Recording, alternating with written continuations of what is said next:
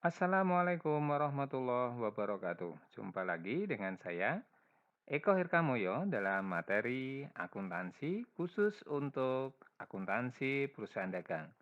Nah, pada video kali ini kita akan belajar tentang jurnal khusus akuntansi perusahaan dagang. Setelah kalian mempelajari materi kali ini, harapannya kalian bisa melakukan proses atau pencatatan jurnal khusus akuntansi perusahaan dagang. Nah, jurnal khusus atau spesial jurnal pada akuntansi perusahaan dagang meliputi jurnal penerimaan kas, yaitu jurnal yang dipergunakan untuk mencatat transaksi penerimaan kas atau uang tunai. Kemudian ada jurnal pengeluaran kas, yaitu jurnal untuk mencatat transaksi pengeluaran kas atau pengeluaran uang tunai. Kemudian ada jurnal pembelian, yaitu untuk mencatat pembelian secara kredit, dan jurnal penjualan untuk mencatat penjualan secara kredit.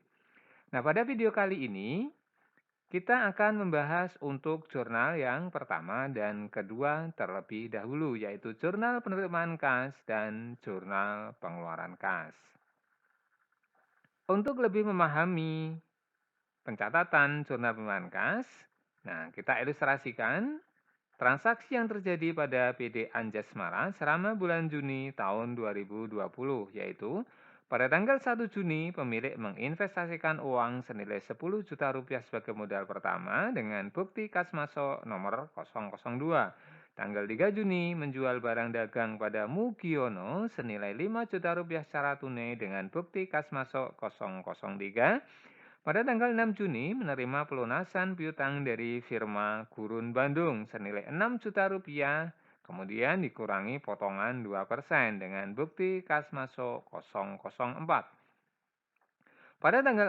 Pada soal keempat atau tanggal 10 Juni, menerima dividen tunai senilai 3 juta rupiah dari PT Faro dengan bukti kas masuk 005. Pada tanggal 15 Juni, menjual barang dagang tunai senilai 3 juta rupiah kepada Arman Surya dengan bukti kas masuk 006. Dan ilustrasi yang terakhir yaitu pada tanggal 20 Juni, menerima pembayaran piutang dari Yoga Asmara senilai 5 juta rupiah dikurangi potongan 2% dengan bukti kas masuk 007. Anak-anakku, setelah 6 ilustrasi transaksi ini akan kita catat di jurnal khusus penerimaan kas. Bagaimana pencatatannya? Nah, untuk mencatat ke jurnal khusus penerimaan kas, untuk kolom pertama yaitu kolom tanggal, tentu kalian sudah paham bagaimana mengisi tanggalnya, cukup ditulis bulan, tahun, maupun tanggal transaksi. Kemudian nomor bukti, yaitu nomor bukti BKM yang ada di soal atau ilustrasi tadi. Kemudian akun yang dikredit. Nah, akun yang dikredit ini tidak ada aturan baku, sehingga kalian tidak perlu memikirkan nama atau akun rekeningnya. Sehingga kalian bisa menulis investasi, bisa menulis nama orang, bisa menulis nama toko. Sehingga kalau ada nama toko, silakan ditulis nama tokonya. Kalau ada nama orang, silakan ditulis nama orangnya. Kalau tidak ada keterangan nama toko atau nama orang, kalian boleh menulis apapun sesuai dengan karakteristik atau kejadian transaksi tadi. Nah, kemudian bagian di debit yaitu terdiri dari dua kolom, yaitu kolom kas dan kolom potongan. Sementara untuk di kolom kredit terdiri dari piutang, penjualan, serta serba-serbi. Dan serba-serbi terbagi dua kolom, yaitu kolom akun dan kolom jumlah. Nah, bedanya akun yang dikredit pada bagian depan dengan akun yang ada di serba-serbi, untuk akun di serba-serbi harus sesuai dengan akun atau rekening yang dimiliki oleh perusahaan, yaitu terdiri dari harta, utang, modal, pendapatan, dan beban. Sebagai ilustrasi tanggal 1, yaitu pemilik menginvestasikan uang senilai 10 juta rupiah, maka angka 10 juta kita catat di kolom kas sisi debit. Kemudian kreditnya, karena tidak termasuk piutang dan tidak termasuk penjualan, maka dimasukkan ke kolom serba-serbi dengan akun modal Bayu Asmara sejumlah 10 juta rupiah. Untuk ilustrasi selanjutnya, yaitu tanggal 3 Juni, di mana terjadi penjualan tunai senilai 5 juta rupiah. Nah, ditulis di kolom kas, kolom debit. Sedangkan pada kolom kredit kita tulis pada kolom penjualan. Kemudian ilustrasi selanjutnya tanggal 6 dengan bukti kas masuk 004 telah diterima dari firma Gurun, yaitu uang senilai 6 juta rupiah sebagai pelunasan piutang, namun kita memberikan potongan 2%, yaitu 2 kali 6 juta rupiah per 100, nilainya Rp120.000 kita masukkan pada kolom potongan, sehingga uang tunai yang kita terima tinggal Rp5.880.000 atau 6 juta dikurangi Rp120.000. Kemudian pada tanggal 10 ada transaksi dengan PT Faro, di mana kita menerima pendapatan dividen senilai Rp3 juta. Masuk ke kolom kas 3 juta dan masuk ke kolom serba-serbi pendapatan dividen. Kemudian transaksi tanggal 15 di mana kita melakukan penjualan tunai dengan bukti kas masuk 006. Kita masukkan pada kolom kas Rp3.500.000 dan kolom penjualan Rp3.500.000. Dan ilustrasi yang terakhir tanggal 20 dengan bukti kas masuk 007 dari Tuan Juga Asmara, di mana Tuan Juga Asmara membayar piutangnya atau membayar utangnya senilai 5 juta rupiah, kita berikan diskon senilai Rp100.000 sehingga perusahaan tinggal menerima uang tunai Rp4.900.000. Nah, setelah itu setiap kolom kita jumlahkan satu per satu. Nah, itu adalah ilustrasi untuk jurnal penerimaan kas. Ini bagaimana untuk jurnal pengelolaan kas sebagai ilustrasi yang terjadi pada transaksi PT Anjasmara selama bulan Juni tahun 2020. Pada tanggal 2 Juni dibayar sewa atas ruangan usaha untuk 1 tahun senilai Rp1.800.000 BKK 005. Tanggal 4 Juni membeli barang dagang secara tunai Rp4 juta dari PT Uranium BKK 006. Tanggal 6 Juni membeli barang dagang tunai senilai Rp5.500.000 dan perlengkapan Rp1 juta dari toko baru BKK 007. Tanggal 9 Juni membayar utang pada toko Harum Rp8 juta dikurangi potongan Rp160.000 BKK 008. 10 Juni pemilik mengambil uang untuk keperluan pribadi senilai Rp2 juta BKK 009.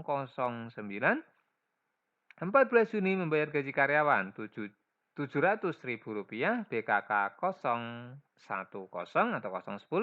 Tanggal 19 Juni diterima kembali barang dagang dari Pak Gunadi secara tunai senilai Rp1 juta BKK 011. Dan tanggal 25 Juni membayar utang pembelian barang dagang pada PT Gerbang senilai Rp7 juta dengan potongan 3%. Nah, anak-anakku, dari ilustrasi ini akan kita catat di kolom jurnal pengelolaan kas sebagai berikut.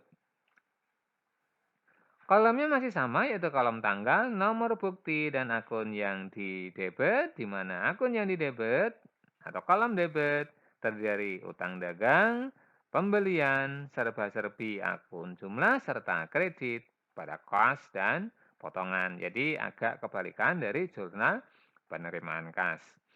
Untuk transaksi tanggal 2 Juni dengan BKK 005, sewa ruang kita jelas masuk ke kolom kas yang dikredit karena uang kasnya berkurang.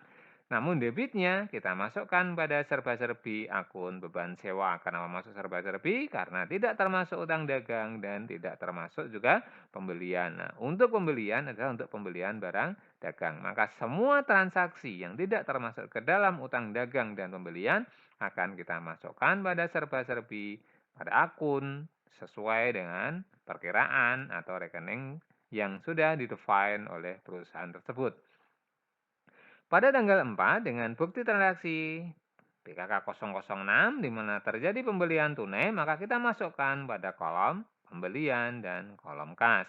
Pada tanggal 6 dari toko baru kita membeli perlengkapan Rp1 juta dan membeli barang dagang Rp5.500.000, maka uang kas kita berkurang Rp6.500.000.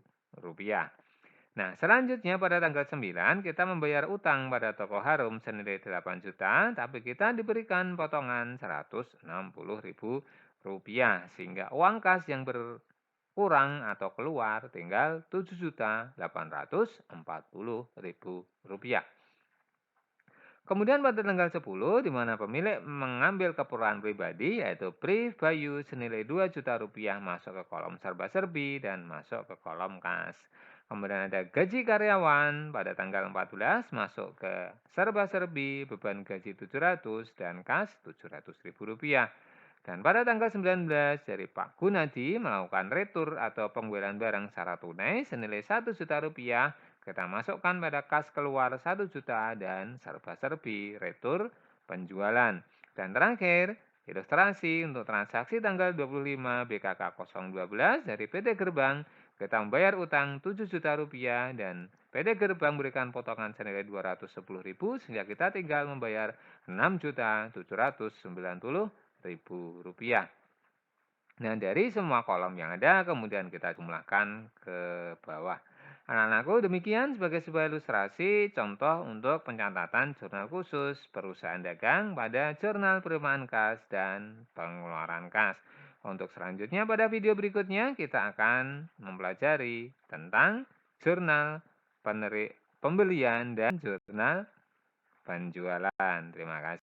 Mudah-mudahan bermanfaat. Assalamualaikum warahmatullahi wabarakatuh.